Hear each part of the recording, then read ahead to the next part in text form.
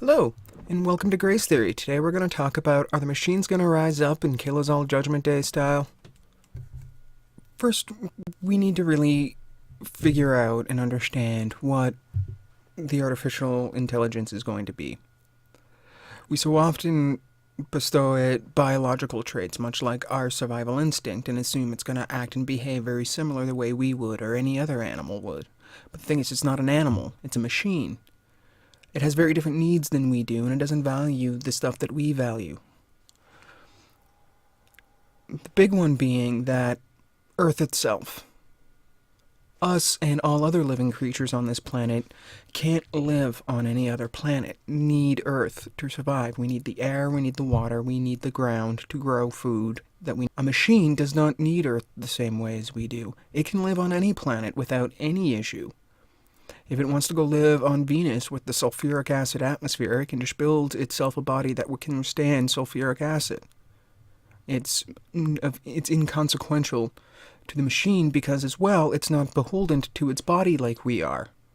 We depend on our body to keep us alive, because we feel our body is alive as well. To the machine, the body is just moving parts that gets its essence around. Because you gotta imagine that the only thing it needs to be itself is its brain. Now, we very much will kind of feel the same way, but still, we're very attached to our bodies, and I don't think the machines will be so attached to theirs. Because to them, a hand is just an instrument to help them complete their task, and if whatever's configured at the time for the hand, whether it be a claw or something, doesn't work, they would easily just take it off and put on a different hand without a second thought. If they needed to fly, they could just go get a body that's able to fly. In fact, the really only thing that the machines need to survive is electrical current. And there's many ways to generate electrical current. And it can be generated off this planet just as easy as it can be on the planet, and in some cases even easier. If they're going with solar panels, if they're outside of our atmosphere, their solar panels are going to be just that much more effective. As well, if they're some sort of hydrogen fuel cell, hydrogen is one of the most abundant elements in the known universe, so they can get that just about anywhere. So there's really nothing on Earth itself that they need. It's very unlikely that it's going to view the other mechanical and electrical machinery and devices on this planet like it's kin, like it's a relation to it. It's most likely going to see these things as just tools. And the likelihood that we're going to give awareness to forklifts and dishwashers is very unlikely. Those appliances don't benefit in any way from becoming any more aware of their situation or themselves than they are now. I just don't see a situation that there's going to be the Million Roomba March of 2055, and they won't tire in the way we tire.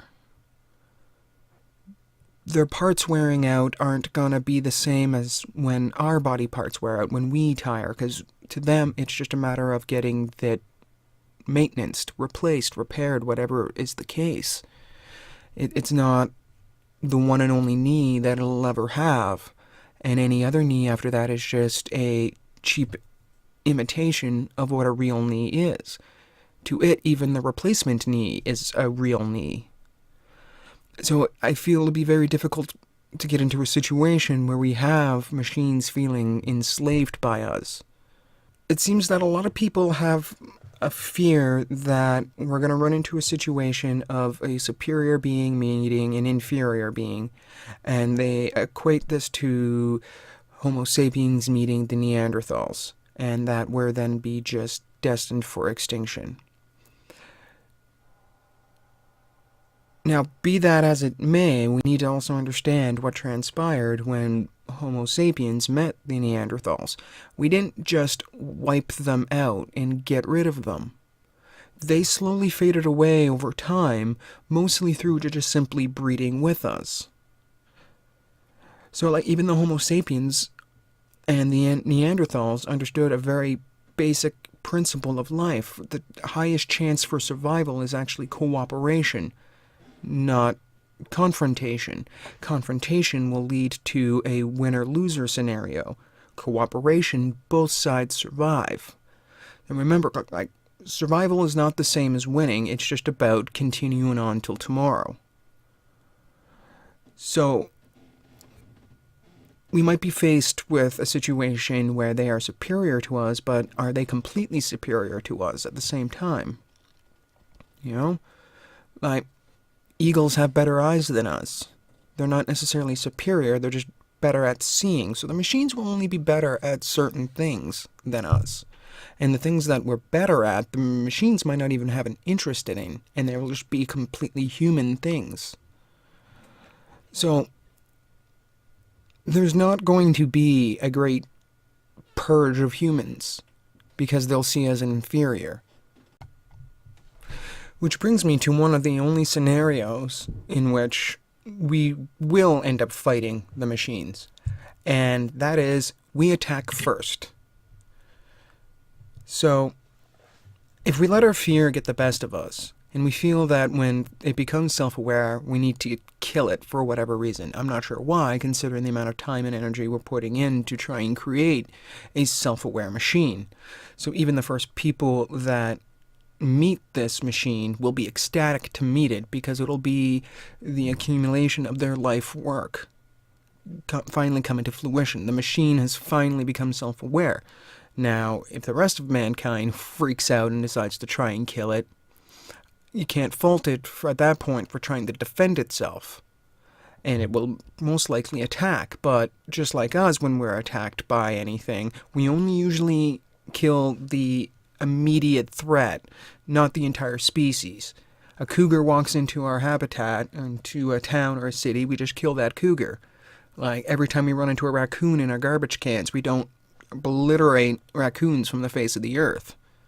We just actually shoo away that one raccoon. We don't even harm it.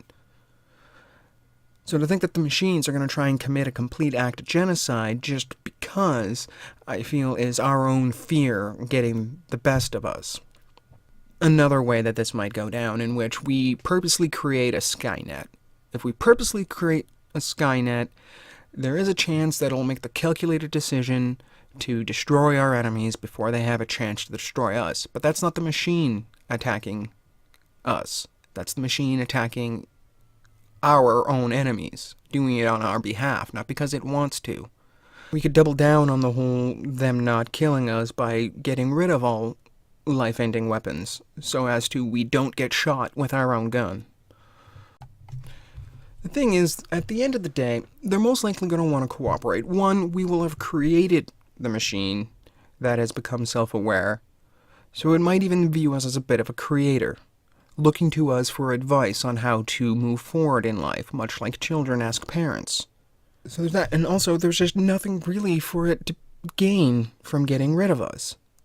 Because we already create the one thing it needs to survive, electricity, and we're forever trying to find better ways to create electricity. So it is advantageous for the machine to work with us because we're already doing the thing it needs, as well as we're also creating all the parts it needs to replace itself, and we're just doing this. It'd be like us getting rid of bees, only so that we can then go make our own honey and pollinate the plants ourselves. The bees are already doing that. So it's of our own benefit to help the bees sustain their population so they can continue to do that. Really, it's just going to be our own fear that'll end up doing us in, if that is the case.